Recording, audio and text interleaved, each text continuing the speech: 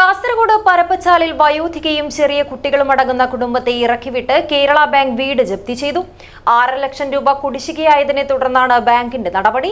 വീട്ടുകാർ വീട് പൂട്ടി ആശുപത്രിയിൽ പോയ സമയത്താണ് ബാങ്ക് അധികൃതരെത്തി വീട് പൂട്ടി സീൽ ചെയ്തത്.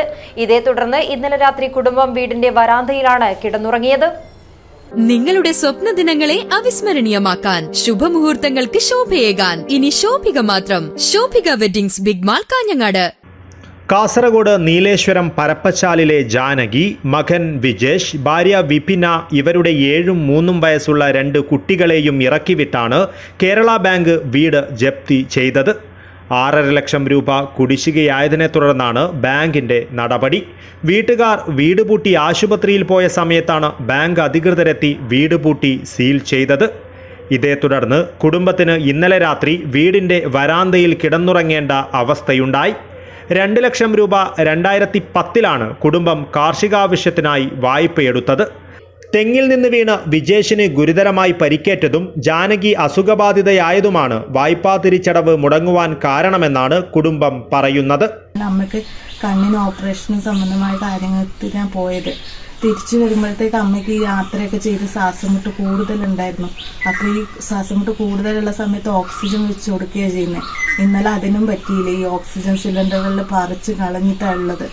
ഞങ്ങൾക്ക് ആകെ ഒരു ബുദ്ധിമുട്ടുള്ള ഒരവസ്ഥയിലാണ്. കാരണം എൻ്റെ ഹസ്ബൻഡാണെങ്കിൽ തെങ്ങിൻ്റെ മേലിൽ നിന്ന് വീണിട്ട് ഫുള്ള് സ്റ്റീലാണ്. അതുകൊണ്ട് തന്നെ ഈ ലോണ് തിരിച്ചടവൊക്കെ മുടങ്ങി. നമുക്ക്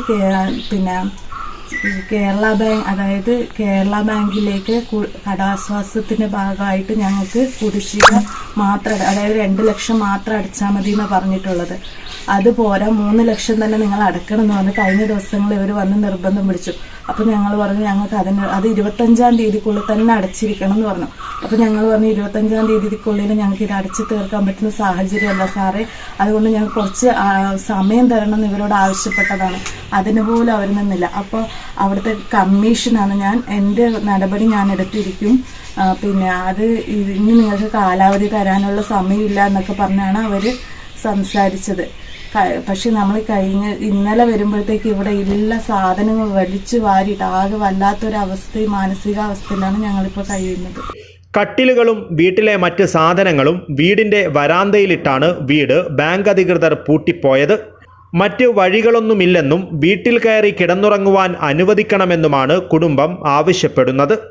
അതേസമയം നടപടിക്രമങ്ങൾ പാലിച്ചാണ് ജപ്തി എന്നാണ് ബാങ്ക് അധികൃതരുടെ വിശദീകരണം. News bureau, Kasaragod.